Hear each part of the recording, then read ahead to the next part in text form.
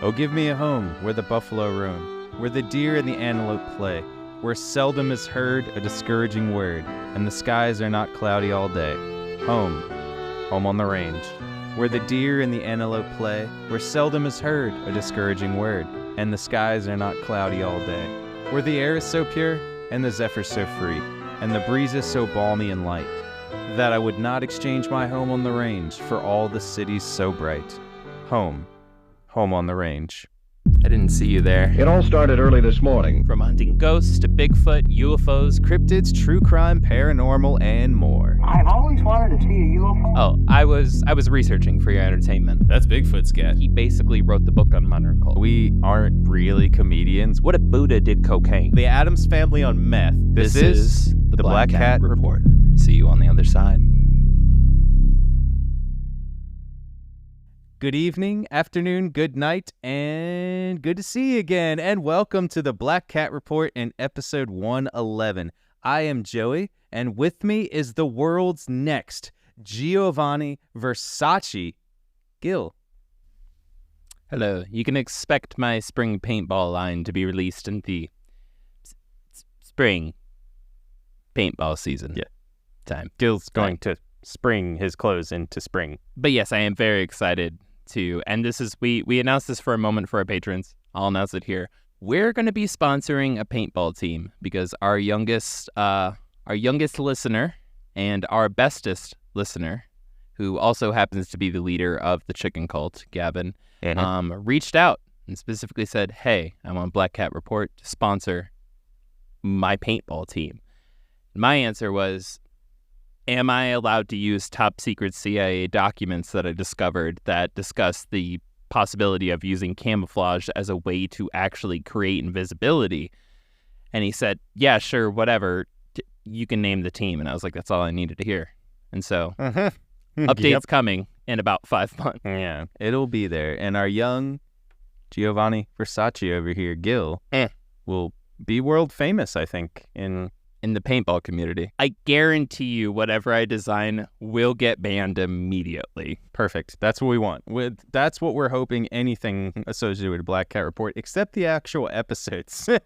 We hope they stay online. Anything else to do with us, we wanted to get banned. Well, speaking of that, we want to thank you for tuning in. And as we always say, we couldn't do this without you. Well, I honestly guess we could, but me and Gil would just literally be talking to ourselves on video, and we really don't want to do that. We really want you to listen, and we really thank you for listening. Our friendship couldn't handle that. No.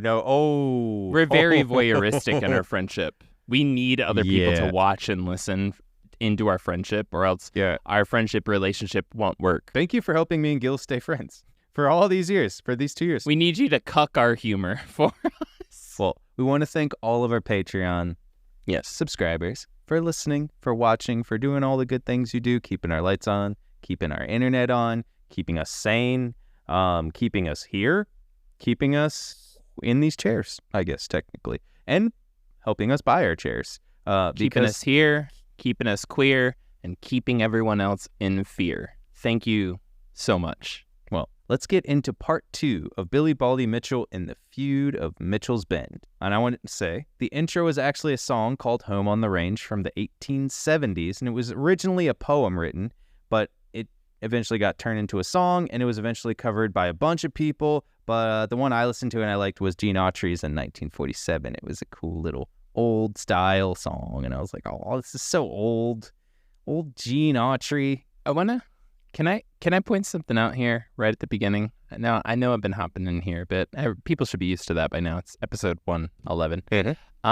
There's something so funny to me about the fact that, when we hear about these feuds and we hear about what essentially is a bunch of young kids, right? Usually young men, but like 14, 15, 16, 17, like young kids, right? Yep. Getting in shootouts over feuds and disputes. And they all have these like names like Baldy and Wax McGee and like little whatever the fuck, little blue and shit. Yeah.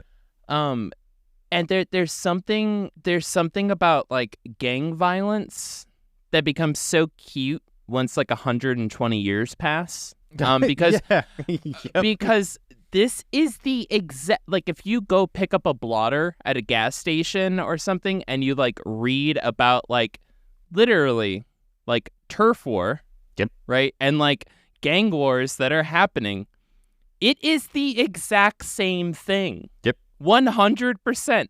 The dude is like, I bought you this and I bought you that and da-da-da-da-da, and the dude's just over there sitting silent. Go watch Core TV. Motherfucker, I did this for you and I did that for you and you're gonna blah, blah, blah, blah, blah. This is the same shit. Yep. It might be, when we look back at it historically or whatever, with the way that the records get written down, it's coming across as a different skin color, right? And it's coming across with different lingo. But honestly, 90% of their nicknames sound the fucking same. Yep, they really do. And the shit that gets involved, and the stuff that they're saying, like what did he say in the last episode? He's like, you better take care. You better fucking take care. Take care. You better take care. Take care. Yeah, you better watch out. You better step back. You better step back. It is so quintessentially human. And all this shit. It's important to remember. You said it in the last episode. It was this many years ago. It's okay to laugh at his death. Yeah, it's kind of true. In another 130 years, we're gonna look at like gang violence in like Chicago and LA and be like, so old timey. Lil Smalls went up and shot Ray in the face over a half of a city block.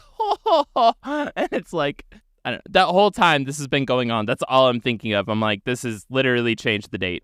That's all you need to do. It's happening yesterday. It's happening yesterday. Same shit. Yeah. And what's funny too about it is, like, if me and Gil are alive and they somehow 130 years from now, they somehow make us stay alive that long and we can stay alive. Cigarettes that keep you alive longer. Yeah, cigarettes that keep you alive longer. We will be covering what is happening today and laughing about it and joking with little Baldy over there. It's shooting somebody, like you said, down the street. And we will be joking about that person's death. Yep. It is the same shit. Well, when we last left off, the feud between the Mitchells and the Truitts rose to a fever pitch, and Billy Baldy Mitchell in Mint Grave shot and killed Jam Truitt's two sons, Isaac and Sam Truitt, and wounded his other son, James Truitt. James Truitt escaped and told the sheriffs what happened. Baldy's father, Nelson, and two others were arrested, W.J. Owens and D.A. Shaw. The other two were sentenced to life in prison, but Nelson was sentenced to death by hanging, and in October 1875, he was hung until he died, right after decrying to James Truitt of his innocence and how he had helped him. While the search was on for Nelson, and they raided Nelson's house, the search was also on for Billy Baldy Mitchell, who had actually been the one to shoot one of the Truitt sons. He fled fast as can be away from the Membrana Road, which is where all this happened, and towards the west. I don't know why I pointed that way. If you're watching the video, you can see me point to the random way. I was just hopefully guessing that's west. Actually, yes, that is west. That is going towards west, because that is towards West Asheville. That's how I orient myself. Well, a man named Holder hid him for a few weeks until it was safe for him to move again. Both Mitt Graves, who was the other shooter, and Baldy both disappeared from north central Texas like a piece of dust in the wind. Well, our story of Mitt Graves ends with him being in California, and he literally just lived out the rest of his life in peace and was not bothered, which is just the weirdest thing. They didn't even chase this guy. They knew and what's funny, they knew where he was, and they just let him go. I mean, yeah, but that was also at a time where, like, well, especially fresh off the heels of the Civil War, states' rights and boundaries were a big fucking deal.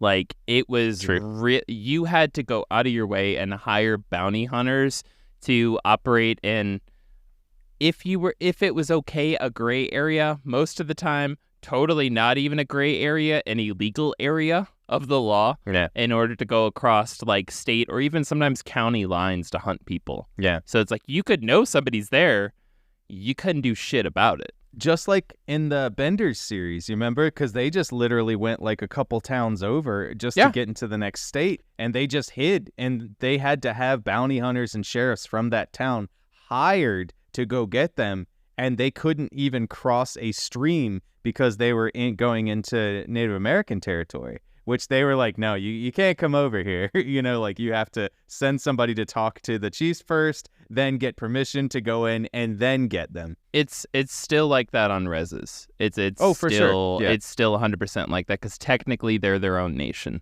It's their land. But, as I said, our story of Mick Graves, he just ended up in California. No one cared. As you said, state lines mean a huge, big different things, even town lines back then. So they kind of just let him go and were like, all right, well, whatever.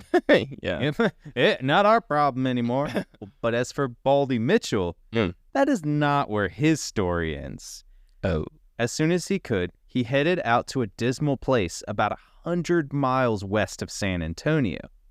Well, from 1875, which was the year of his father's hanging, on until March 21st, 1884, little is known about Bill Mitchell's whereabouts or his doings because he was pretty much what, in his own words, he did say he was hunting for food as well as just hunting to sell the hides and meats to passerbys in basically completely desolate areas. That was pretty much what he said he was doing later on. So it's kind of like that's the only thing he gave. He was just like, I was out in the wilderness doing normal stuff, like stuff just basically getting by, which is what he was taught to do. Well, on April 28th, 1884, he married a woman named Mary Holiday, which is crazy. That is like, he was like, cool, whatever, I'm just going to get married. Mary Holiday just divorced her husband not more than 1.5 months before she married Baldy. Things moved quick back then. She was already looking for somebody when she divorced. A lot of people in the town were like, we think that they were shacking up before they got married. Obviously, before they got married. It was looked on as the big scuttlebutt of the town. Ooh. Yeah, it was very scuttly. That butt was scuttling. They moved to a home owned by her sister in New Mexico to work the land and basically have a family because, he was like, I'm just going to settle down, live the good life. I've been on the run for a while and I think I can live just a good life. So it seems Baldy was about to settle down because he was doing good things, right? A man named Harold Dotson had a few horses stolen from him by bandits. And Baldy actually went and reclaimed the horses and then returned them to Harold. So he turned things around. Well, that is until he heard about his father's death. And Baldy was not one to let things rest. Apparently, he was well known to hold a grudge. In all fairness, most folks aren't willing to let somebody their father being murdered just kind of, Yep. Oh, well. Justice was served. No, he wasn't going to say that. That would start a blood feud with me. I don't know about you, but if somebody killed my dad and got away with it, I'd be a little bit pissed. Agreed. I think I would go pretty far to make some things happen to settle some scores. Yeah. And just like we talked about in the last episode, remember, they wanted to stop this. The court was trying to stop the score settling, and I don't think that's kind of how that works. It did for that county. It did for that county. Yeah. Oh, actually it did for that county for that second. Yeah. He obviously blamed the Truitts for his father's hanging, and he was ready for revenge. He was ripe for it. He could feel it in his bones. Yeah. It's actually not really known how he heard of his father's deaths or who told him, because as we know, he couldn't read. He couldn't read it, so he couldn't read the papers. Who the hell told him? There's just movies that are being announced on the fucking kiosk and shit around him, and there's reenactments happening in the street, and he's just like, Lou, Lou, Lou, I got some apples, Lou, Lou, Lou, just oblivious as fuck to it. Yeah, to everything. Yeah. He doesn't even know. I just imagine that he was kind of in town. He was at a saloon or a stable or something along the lines of that, and he just was sitting there having a drink, just drinking, and then somebody was like, oh, did you see the Mitchell got hung 6 months ago? It finally reached our papers, Yeah. And they're like, oh, wait, what was Mitchell? The first name of Mitchell? Yeah. It was Nelson Mitchell. What was the first name of the Mitchell? It was Nelson Mitchell. What was the middle name of the Mitchell? Rutherford. What was his mother's maiden name of the Mitchell? Also Rutherford. What was his mother's aunt's cousin's maiden name of the cousin of the Mitchell? And how do you know so much about my family? Well, because he died. Oh my God. Well, describing that he was illiterate, he was very illiterate, but he was vengeful. So now it's time for Baldy to start exacting his vengeance. As much as Baldy was hiding in the wilderness and barely surviving off of bears earlier and the wayward rabbit or squirrel, James Truitt's life was thriving at that time, right? So his natural enemy right at the moment, because when they were young, they couldn't have been more different. And now they still couldn't have been more different because he was sitting in the wilderness. Yeah, he's sitting in the wilderness, barely surviving. James like, I'm going to live a fucking good life. Yeah. And James became a full-time preacher, which Nelson had helped him do because he bought him some clothes. He bought him that new Bible, like real nice Bible to help him out. And so James became a preacher. He started building his family. He married a woman named Julia Pfeiffer, who was called a very clever and talented woman. And she was like well-written. She could do really well. And she eventually became an editor of a paper. Okay. And she was doing awesome. Damn. And he was like, Okay. got me a good one. Yeah, dude. Well, they had a boy and 2 girls. Okay. Right? So they had a good family growing. And in 1884, he left the active ministry. It's not because he lost faith in God, but because he couldn't afford to have a family on a preacher's salary anymore because it was growing so big. Damn. He couldn't pay the bills. Wow. That was like at a time when preachers weren't making a lot of money? Mm-hmm. That's weird because like today, that's like a reason to start a church. You know what I'm saying? Mm-hmm. Like that's like, bro, new Lexus, new Mercedes every year, son. Like, yep. Damn. But like back then, it's like, I got to leave the cloth. I mean, I've got this giant family over here. How can I afford to have a family with a preacher's salary? Now it's just, hoo-hoo. How can I afford not to have a family with this preacher's salary? Yeah, how the things have turned. Right, literally. Yeah.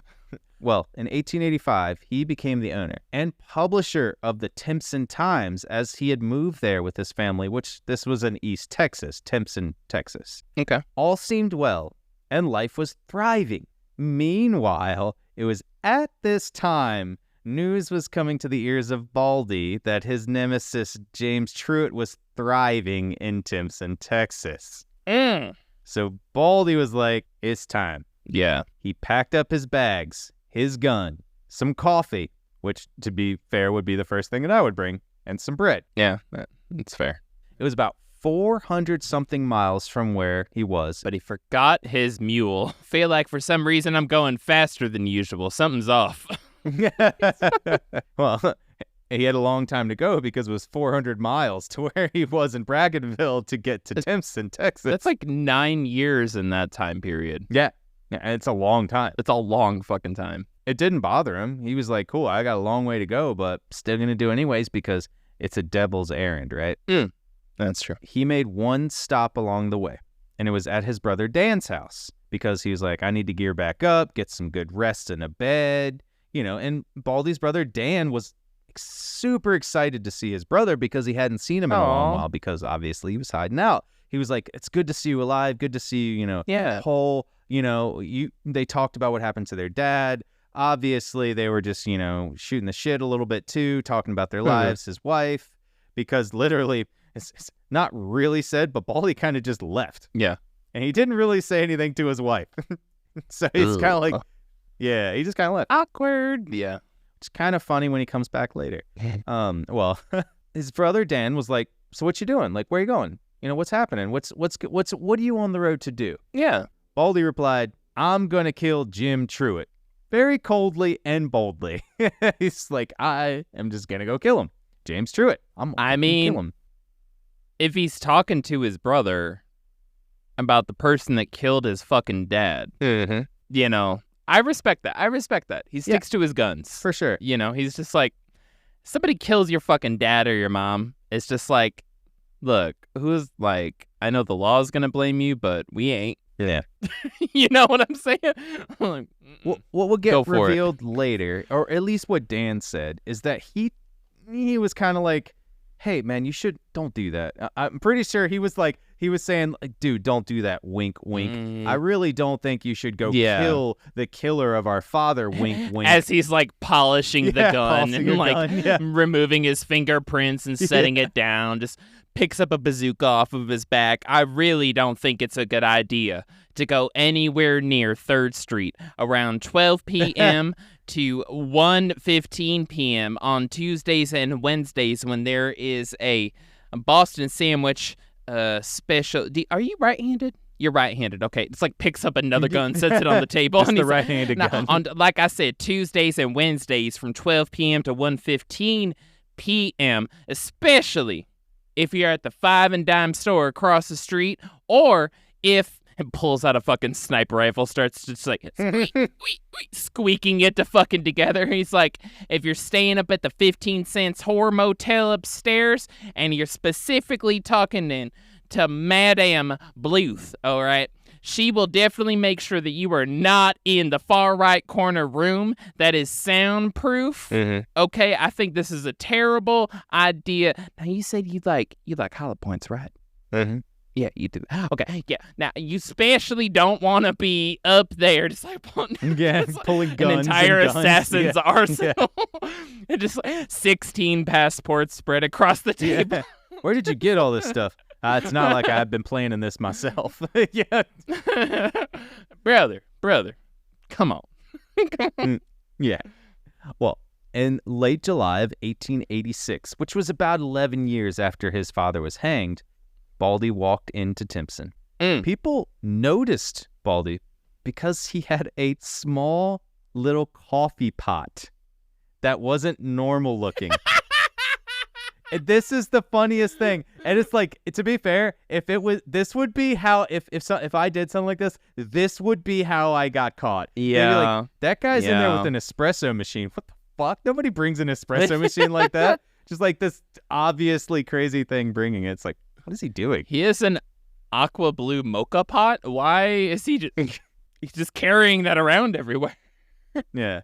It was also weird, too, because in the story they talked about that the guy who gave the detail about him said that he noticed that he had a gun in his saddle. And to me, I was like, man, didn't a lot of people have guns in the saddle in like the 1880s? And then they explained it later, saying like at this time, it wasn't normal if you were from that town to carry guns around in your saddles.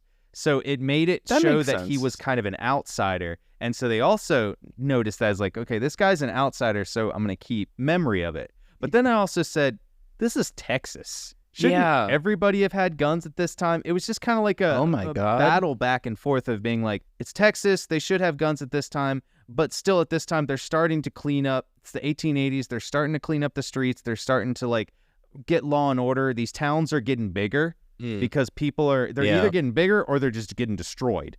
And everyone's leaving. So it's like, I think that it started being like, okay, sheriffs are understanding like, if everybody's armed in this town, there's probably going to be something happening because a lot of people aren't educated in this town and are going to have feuds, just like we saw in Northeast Texas. So it's like, just like we saw with the Mitchells and the Truitts, Hatfields and McCoys. Yeah, I think like maybe it was like the rifle sticking out. I mean, I'm sure they still carried their like side piece. They still carried like handguns and shit because especially if you're fucking ranching in like the Southwest, like snakes. Yeah, you gotta are shoot a real fucking issue. Yep. Like, and that would make sense, but like, I don't know. I just can't picture a time when like gun laws, or not even gun laws, but like the gun faux pas of Texas were like more stringent than they are. Today. It's like make Texas great again, and you actually go back in time and they have like intense background checks on gun ownership, and it's like, wow, I did not see that coming. I did not see that in the past. That's awkward. Yeah. Well, and what's funny is like, we talk about the gun, and he also had like a really noticeable white cowboy hat that he kept around too. That'll do it. And it's like, kind of when they talk in American Gangster, when Frank wears the big fur coat that his wife gets him, and it makes him noticeable. So then the CIA and the the drug enforcement agents, DEA, start looking into him because of that one little slip up. And it's like, damn. It's kind of what happens. You know, he wasn't keeping his head down. Damn. And I don't know if Baldy really It's cared. fucked because he's from that town. Like, Well, he he's had not- to have known better. He's not from that town. It's a different town. Oh, okay. It's close. It's Okay. not far. It's not far from the town. He actually passed through the town that he was that the original Like Truett Barnum and shooting shit? happened. Yeah. Yeah. He passed through the town, but he kept the back roads that he knew, so nobody really saw him to get there. That's what I'm saying, though. Like, he's from the area. Like you were Yep. saying, though, like, he had to have known better because he was able to keep the back roads. Yep. You know what I'm saying? So, Yep. like, homie knows better. Yep. Homie, he's been one of those people seeing somebody pull up in town with a gun in a spot, because this is, like, only a handful of years later. Yep. It's not that. It's only 11. Yep. 12, I guess. Culturally, shit ain't changed that fast, you know? No. And People like, remember it. Yeah, and so, like, he knew the area well enough to know how, you know, what an outsider looks like. And I think you're right. I think he just didn't give a fuck. Yeah. Like, I know how to fit in my hometown. Yep. You know what I'm saying? Yeah. Like, and it's like, I ain't lived there in a long time, but I'm pretty sure I can fit in fine, you know? Yeah. Well, as Baldy rode into the town, he asked a boy that was standing alongside the road if he knew where the Reverend James Truett lived. The boy pointed to the house down the road. Baldy then offered 15 cents to him to actually take him to the house, right? Okay. And the boy agreed. You know, he's like, oh, maybe this guy just wants to go talk to the preacher of the town, blah, blah, blah. And the kid honestly was probably like, Only nice people give money. yeah, think about all the candy I could buy with this 15 cents. I can get me a soda pop. Dear You know? God, I can get my mom away from Madame Bluth. Yeah, exactly. Damn, old Madam Bluth. Well, as Baldy was walking down the road to the house, James Truett was playing fiddle outside the house on the porch. Well, as he was playing on the porch, a string broke. So it was before Baldy got to the house. So he's just sitting there like, damn it, my string broke. James took the fiddle inside and laid it on the bed and said, well, that ends it. Damn. And to be fair, no sentence could be more true.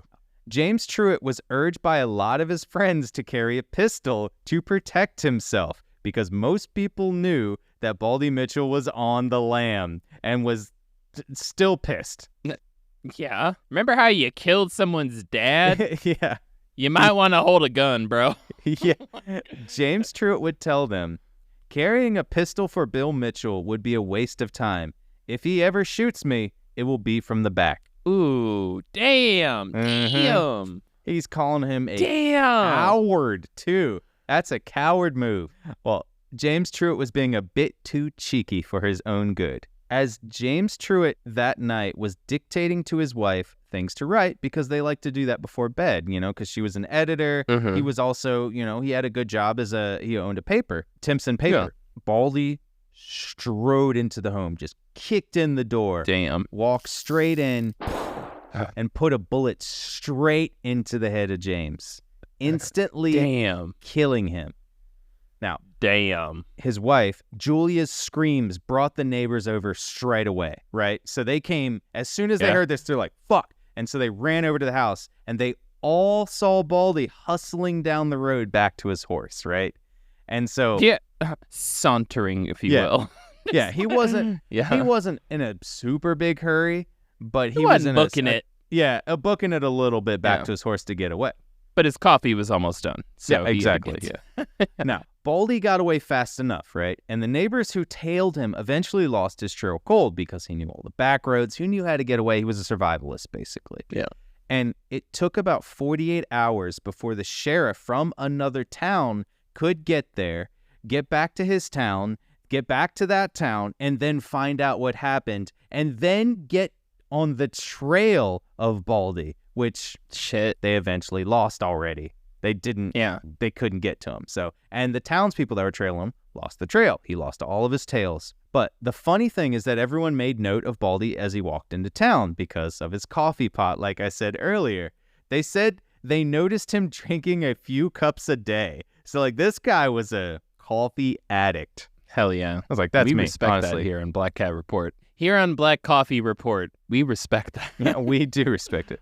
Which I want to Yes. say again, this is pretty much how I would be caught too. They would just find Yeah. ground espresso all the way trailed to where I was. That's about right. That's about right. Well, Baldy made his way out and back to his home in New Mexico with his wife. During his hiding, a police officer by the name of A.J. Spradley took Baldy's brother, Dan, whom he had visited before killing James Truitt, under arrest, right? Mm-hmm. And this is a little funny play by A.J. Spradley because he wanted to get some information. He thought Dan had information of where Baldy was. He thought he knew everything was going on, and he was like, I'm going to get you to tell me. To be fair, Dan had done nothing wrong. He had done nothing wrong, and he was falsely under arrest, right? So yeah, that didn't stop the hanging, but yeah, for sure. Yeah. Well, Spradley made this plan. As he was transferring Dan on a train to the next town to the jail, Spradley had sent ahead to an associate of his to get together a mob of people to protest and gather around the train as it arrived into the town. They started chanting, "Kill Dan. Kill the killer, kill James Truitt's killer," and similar things like that. Okay. Well, this scared Dan because he's like, damn, is this mob gonna kill me? Mm-hmm. Is this mob gonna come in and kill me? And, you know, obviously, if you're hearing that, you're kind of like, oh God, like that happens, right? They took people out of jails and would murder them. I think on the last episode that happened. On one of the past episodes, that happened. That was Frank Oldfield. Like literally, that was why he was there. Yeah, that was why he was guarding it. Protecting his best friend from being killed by a mob so that his best friend could be hung, could be killed by the state. Yeah, he could get the justice he was supposed to get. After that happened, they made it through the crowd. The next day, they had the crowd come to the jail and start protesting outside the jail on his first day in the jail. And so, obviously, Dan's like, okay, this is not going to go well if I'm going to be in this jail for a longer period. I know I did nothing wrong, to be fair. He's like, I know I didn't do anything wrong, but these people, they don't give a fuck. They don't care that I wasn't part of this. They're just going to kill me. Yeah, mob justice. Well, he was a little smart on this. Like, honestly, it's a good move. Illegal, completely illegal to take this guy under arrest who had nothing to do with it, but when has that ever stopped anybody? Basically, Dan told Spradley that Baldy was the killer of James Truitt. And it was because of his father, Nelson Mitchell, told Baldy to get revenge on the Truitts for his hanging. Well, whether that was true or not, I don't really think it was, but never asked Baldy about his father. He didn't even know, to be fair, until later. So how would he know to go kill them? I think he just, his dad never told him any of this, so he's just making it up. I think Baldy felt duty bound by his loyalty to his family, and I think that's why he eventually killed him. And that was really the biggest reason why he did that. I respect that. I 100% respect that, honestly. Like, I'm not going to even fucking lie about that shit. Somebody killed my mom. Somebody killed my dad. It's just like, and they just fucking straight up got away with it. Yep. I'd be pretty, like, anybody in my family. Yep. You know what I'm saying? Anybody in my family, anybody of my close friends. You know what I'm saying? Like, nah, son, it's vengeance. Like, I will wait 10 years to get that shit. Vengeance. I don't give a fuck. Yeah, I don't give a fuck. I will wait until motherfuckers forget. Like, I will get. No. And that's how it should be. Yeah. And what's funny, later on, the town also understood, but we'll get into that later. Well, as Spradley was searching, his leads eventually ran cold for a little bit because Baldy was traveling to New Mexico with his sister-in-law, Ari, and Baldy's wife. For his wife and her family, he actually had been going by a different name because he obviously wants to not be known as, a Mitchell because they were searching for this guy. He became known as John Davis, and that's how they knew him. But weirdly enough, after he came back to New Mexico, he introduced himself not as John Davis, who they all knew him as. He introduced himself as Henry Russell. All right. And it's like his wife is standing there, who they had known. His sister-in-law is standing there. His sister-in-law's husband are all standing there looking at him like, so that just going to be your name now? They knew he had a problematic past. Really. They already knew that. And they didn't ask him about it. I mean, kind of frontier times. They just didn't ask about it. They kind of let it go. He was good-natured enough. He was a good man for them. Well, eventually, he just started going by Baldy Russell. And they just knew him as Baldy Russell. It was like his alias name. Well, because he lost all his hair. That's kind of how they started calling him Baldy, which is funny, obviously. Fair. And I guess they just went with it. His wife even changed her name to marry Russell. Damn. So from Mary Davis to Mary Russell. So they like just went with it. Damn. I respect that.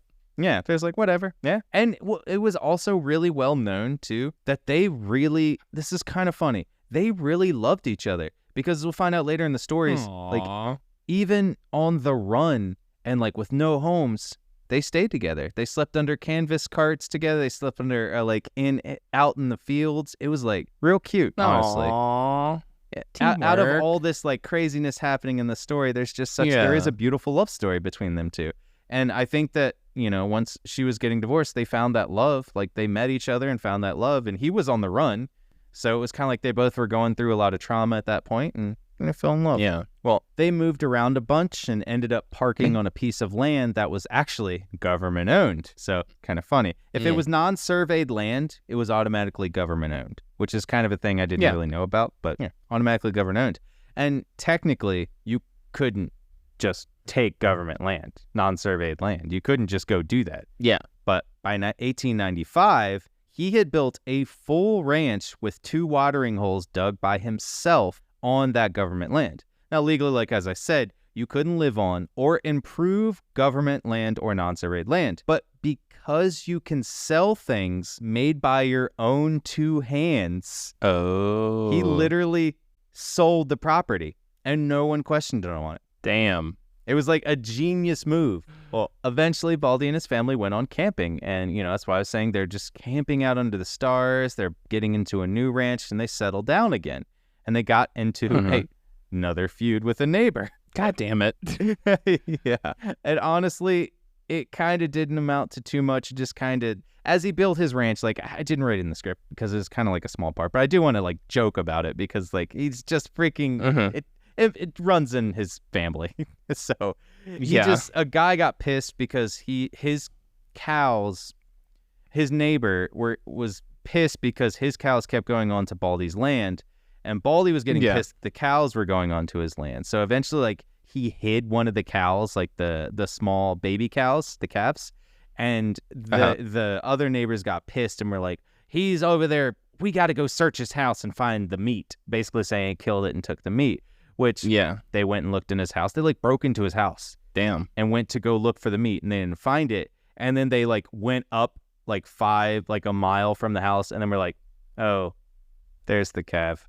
And like Baldy's like just literally was sitting there behind it, like, yep. He's just fucking with him. He was fucking with him because he pushed the calf out, knowing he actually was pretty sure that they were gonna try to search his house. And he was just being a dick about it. He's like, fuck you. I know you guys are assholes. I'm an asshole. This is what I do. And you know, and fucking with him. And it was just he just wanted to mess with people. And then there's a whole part about the neighbor came up to his house. Like, Baldy was sitting there with a gun, and he basically was like pointing the gun down in front of him. And like, he motioned his gun to be like, come on, get off my property. And the guy, his neighbor, came up on a horse, like super full speed. Baldy didn't move and just stopped like right in front of him and was like, the neighbor was like, put your gun down. So Baldy was like, all right. So he like pointed his gun down to the ground, and they started yelling at each other. And then eventually Baldy was like, all right, like, this is not going to solve anything. And so he's like, just go. Let's never talk again. And so that's pretty much how it left. Like, nobody killed each other. Okay. Which is a good feud. Like, just, okay, let's just live it's here. Progress. We have to live here together. Let's just live here together. Yeah. Look, I've been through this before. It doesn't end well. Yeah. My kids shouldn't hunt down your kids. It's all right. Yeah. Let's just let it go. And they did. Good. It got to eventually 2 of Baldy's and Mary's daughters grew up and met suitors, right? Well, because they were getting older. Well, Baldy was not very accepting of anyone calling for his daughters. So both daughters, to actually get married, had to go and elope without anybody. Damn. Ooh, very, very crazy. And Baldy actually hated Maud's, one of his daughters, Maud's husband, eventually husband. No. He hated this guy. They actually went and got married at the courthouse. And to get married at the courthouse, to be legal, you have to use your real name. And as we know, his daughters were going by Russell, changed from Davis for some other reason because it was really stupid. And so while they're at the courthouse, his daughter was asked the real name during the ceremony, and she said firmly, Maud Mitchell. and they were still hunting anybody with the last name Mitchell to find where they were. This would end up being one of the things that helped bring the lawman to the doorstep of Baldy. With both of his girls gone and moved and married away, because they all moved, they got married and they couldn't be near him because he hated the husbands. He was like, get the fuck out of here. And they wanted to go build a life of their own. Baldy got really bored. He's like, my kids are gone. What else do I got to do? Who else do I have to hate on? Yeah, I got to hate on somebody. Well, he was just genuinely lonely. So he and his wife went up and moved and got a dog. No, I'm kidding. They didn't get a dog. They went up and moved to another I'm going to ranch. hate on this dog so bad. Yeah. Aww. Get over here, buddy. You know what? I love you. You kind of got a fat butt. Yeah, I told you. Ha ha. Dog's just like, yeah, you're mad now. Yeah, you're it's mad just now. not the same. Yeah. Here's a gun. Try to shoot me. I can't stay mad at you, buddy. You're the best. Well, he's generally lonely, so he and his wife went and moved up to another ranch, just a bit farther away, but still closer to where he committed the crimes in Northeast Texas. So he's like getting closer because, moved back to the scene of the crime. I just need a little bit more drama. Yeah, and he's bored. Yeah, he's bored. Well, years passed, right? And in 1906, they moved to Neighbor's Tank, which was close to Esty City. Great name. Well, it was noted that his son-in-law, the husband to Maud's dad, was close to the sheriff. And I know that's weird, connections. And he feared Baldy. So basically his son-in-law's dad was friends of the sheriff. And it was Frank Kraft who would turn in Baldy to the sheriffs and lead them right to his door. Not more than a year after them moved to Neighbor's Tank. Neighbor's Tank, more like Neighbor's Stank. I wrote that in there and was just like, I'm going to try it, and it's terrible. Well, in late March of 1907, a sheriff and his deputies strolled onto Baldy Mitchell's ranch, using the guise that they wanted to look for some mining prospects, and heard that he had a few spots on his land. So they got up to the house, started talking to him, and like, hey, can we go a little farther over this way? Go take a look at whatever is in that, those trees. Away from a few of his sons, obviously. And then as he was turned around looking towards the mountains, they slid the cuffs on him, almost like it was a magic trick. Baldy kicked and screamed and fought as hard as he could, but he couldn't get away or out of the cuffs, right? Aww. Baldy, for the first time, was under arrest. Through this whole thing, they brought him back to his hometown, where his father was hanged to stand trial in late March of 1907. It was about 32 years since his father was executed by the law. And those years, the sentiment around the whole situation, the whole feud, had turned much, much softer.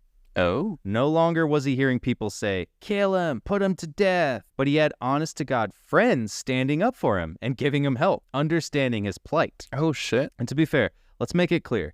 People didn't support him killing James Truitt, right? Yeah. But they knew exactly, like we said earlier, why he did it. Yeah. And they didn't want to admit that the whole system of eye for an eye was wrong because they can understand why he did it. Again, I think that's the lesson of this whole thing. Yeah. You can understand why he did it. Yeah, dude. Sorry. You kill somebody's mom, their dad, their sister, their brother. Like, the fuck do you expect, dude? Yeah, yeah. I'm sorry, but that's an exchange that's as old as time.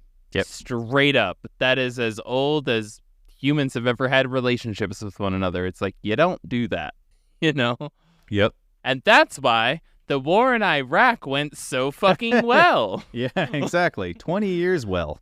He had good lawyers this time, unlike what his dad had. Oh, yeah. These lawyers were paid for by his rich friends in the town. Damn. It really seems kind of a shame for what happened actually in the trial, right? So while he was being sentenced, first going to trial and then being like, okay, we're going to set the date, right? And here's your bond. The first, what is it called? The hearing, I guess. Yeah. He would post bond. And then he would literally be rearrested as he would walk out of the jail. What the fuck? Right? This happened twice. Why? I don't honestly understand why they did this. It's such a, I know it's fuckery. It's fuckery. But the stupid thing is his first bond, $6,000, right? Yeah. Boom. Whew. Took the bond. Okay. Yeah. Okay. Took the bond. He So walked that was out of jail. $60 back then, but yeah. Well, no, it was $6,000 back then. And then the second one, the bond was Damn. $8,000. Damn. Got put up again. Yeah. And he got rearrested twice. And the second time he knew it was happening. They had everybody had prepared for it. They were just like, okay, here's the money. We're going to let you out of jail. But they were just like, you're coming right back here, Your right? left shoe's untied on a Wednesday. Yeah. And he was being arrested again for the same murder. That's double jeopardy, my friend. That's not legal. I don't know. Was it legal at the time? I don't know if they had double jeopardy. Was double jeopardy? I know now it's not, but I don't know It's when definitely that not. law went into effect. But yeah. What's funny is we'll get into part of the trial because there is some weird stuff that happens that I Alex didn't Trebek wasn't know. even born yet. There's no way that could even be possible. Yeah, for sure. Yes, yeah. Well, his lawyers were top-notch, as we said. Yeah. They kept him out of jail as much as they could. So his first trial for the murder of James Truitt was wild, right? The newspapers described it like this. Every inch of ground has been closely contested in this case. It has been one of the greatest legal battles in the history of East Texas. Both sides, the prosecution and the defense, have handled the case well. And so much interest was aroused that the courthouse has been full of spectators throughout the entire trial. And crazy. Both sides are doing so well in this that it's every inch of piece of evidence that could be, everybody that was interviewed, it was just a really good trial. It was probably like watching the O.J. Simpson trial at that time. You know? It's just the lawyers on both sides. If the brain matter don't fit, you have to acquit. And they're just shoving the guy's brains back into his skull. Everybody's crying and screaming, and they're just shoving it in. They're just mashing it up. So, yeah, you see here. I do picture the rooster lawyer from Futurama just this whole time. Yes. Yes. It might be Herbert. Oh, Sorry, my I miss Herbert. I miss Herbert, Joey. He had to make an appearance. I miss Herbert. God damn it. He'll come back in later time. I had to bring later episodes. Know. We'll figure out a way. We'll find him again. Well, when the verdict came in, it was labeled a mistrial. 7 of the jurors were for conviction, and 5 were for not guilty. So his brother, Dan Mitchell, who was supposedly the star witness for the prosecution, made it up to his brother after he gave his brother's hideaway out in 1886. He just decided not to show up. Kind of a shitty move, Dan. It was the star witness for the prosecution, and he decided not to show up. Still a shitty move, Dan. Well, he got summoned by the court, which is super illegal not to show up at the court. Yeah, that's a bench warrant, baby. And because he didn't show up, he didn't go under oath, and he didn't have to testify against his brother. Boom. But all those passports were for earlier. Earlier, yeah. I'm out of the country, baby. Remember when I went to the Mexican-American War? I'm international, baby. No, PM Truitt, the father of James, was actually in the Mexican-American War. Which was all of Texas, but yeah. Yeah. Well, there's a whole part in the book about PM Truitt, James Truitt's father, trying to get back pay from the Mexican-American War. It's just it goes down a whole rabbit hole, and it doesn't really add to the story. Petty as fuck. They are petty. Like I said in the beginning, they're very well-to-do. They're trying to be we're great, we're amazing, and then the Mitchells are just these people living off the land. So it's you get people are getting painted as these people in this. The people just living off the land become vengeful and petty and, bad people. But these people that are well-to-do, they dress semi-well, they go to church all the time, son becomes a preacher. They're looked on as these beautiful American family, this upstanding citizens. Yeah. Upstanding citizens. And it was noted in the book that everyone thought they're outstanding citizens. Hence why the newspaper article in part 1 looked the way it did. Yeah. The second trial for Baldy was set for March 9th, 1908, almost a year after his first one was labeled a mistrial. It was literally a copy and paste of the first trial with the same testimony, the same people, and the result was the same. The jury could not convict, so it was labeled a mistrial. It was just awful. And what's funny is like they brought Julia, which was James Truitt's wife. They brought her into it and said she literally pointed at Baldy and was like, "That's the guy that did it." Yeah. Both times. And she described him. They described the coffee. They all in the town described the coffee thing, the coffee pot that he had. And they went to his house and they grabbed the coffee pot. They just like had it up on the stand and they're like, "Did you make coffee for Baldy?" And it's like, I rest my case. Just like, I rest my it's case. just a coffee pot sitting there. Yeah. And, they, again, moved the trial to January 11th, 1909. But because Baldy had bronchitis, they had to move it again. Yeah. And they moved it to June 27th, 1910, 2 days after my birthday. Also close to the time that Frank Oldfield was raiding the Society of the Banana, 1910. So, kind of getting close to the same time periods. Well, this just reminds me sometimes of how slow justice really is, right?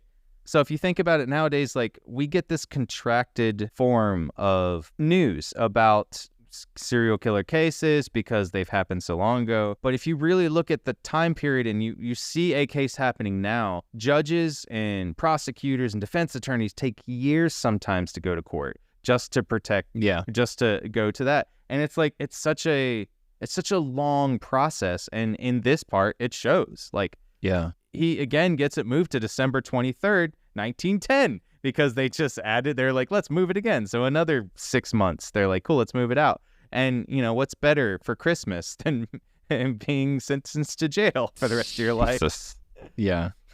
And December 23rd, 1910, they went through the same motion. They did the literal same thing. This time, the jury did not believe the defense's witnesses, and they convicted Bill Baldy Mitchell to life in prison. Damn. It was just some minute detail that happened in the trial. When I read it, it was basically, for some reason, this trial, his family tried to come up with an alibi of why he was not killing James Truitt. He was not in Timpson, Texas. Just for this part of the trial, that his family tried to come up with an alibi. And for some reason, the jury is just like, that didn't happen. That's not true. And they didn't believe that defense witness, and it invalidated everything else that happened. And so they're like, cool, now it's time to convict him. Damn. Well, the lawyers were so good that Baldy did not directly go to jail right after that, right? He had a good amount of time out of jail to be with his family. But finally, in March 1912, almost 2 years after he was sentenced to jail for life, he finally went to jail. For good. Maybe. 2 years and 2 months after being put in jail, Baldy escaped. Hell yeah, Baldy. Yeah. Love it. It was theorized of how he escaped that he was doing maintenance duties outside of the walls of the prison with a few other prisoners. And then he just walked off. However, did he manage to escape while he was doing maintenance duty on the walls on the outside of the prison unattended and unsupervised? This man is a genius. We merely sent him 7 states over with $47 in a brand new suit. What's funny is there is another theory about how he got out. Oh, God. And this is even worse. The theory is that the warden asked him if he wanted to go home for Christmas. Aw. Yeah. And see his family, right? Back when they did that kind of shit. Yeah. And then they just let him walk out of prison and never come back. The warden was probably like, bro, you shouldn't be here, honestly. Yeah, and just never looked for him. They never looked for him again. Yeah. Right? Well, he eventually met up with his family and lived out, kind of a few years on the road, eventually getting older. And then he started settling down because he was getting older. He's like, couldn't do the same, all the stuff. He's like, it's 1910s, late 1910s. He's getting old. He's almost in his 70s at this time. So he moved with his wife and his kids out near New Mexico. Baldy was 72, 73 at this time, and he couldn't move much. He couldn't do anything. So he bought a stripped-down Ford Model T. Hell yeah. Where it comes in this one. Hell yeah. People noted that he drove it like a horse, not a car. He didn't slow down to go over a ditch, but instead would try and jump the ditch with his truck, the Model T. Hell yeah. He's living life on the edge. Fuck yeah. Well, sadly, in the 1920s, Baldy had a heart attack. Oh, no. But in April of 1928, he lived a good while. He saw the end of World War I. Shit. He had his last heart attack and died working in his garden. A free man. And so ends William Baldy Mitchell, Outlaw. Hell yeah. Good job, He did all Baldy. that, feuded, and died a free man. Feuded and free. Crazy. He spent 2 years and 2 months fully in jail, and that was it. He was in and out of jail as they were doing the bonds and like every once in a while they'd send him back to jail for some reason or another, some stupid thing. How old was he when he died? He was 78 when he died, about 78. He had a good life. He had a long life. I dig it. Yeah. Well, we want to say thank you for listening to this 2-part series, and we appreciate you tuning in. You could find us, me and Gil, Black Cat Report, Data, Salem, all over the interwebs at our website, blackcat.report. You can also find us on Instagram, TikTok, and all the socials.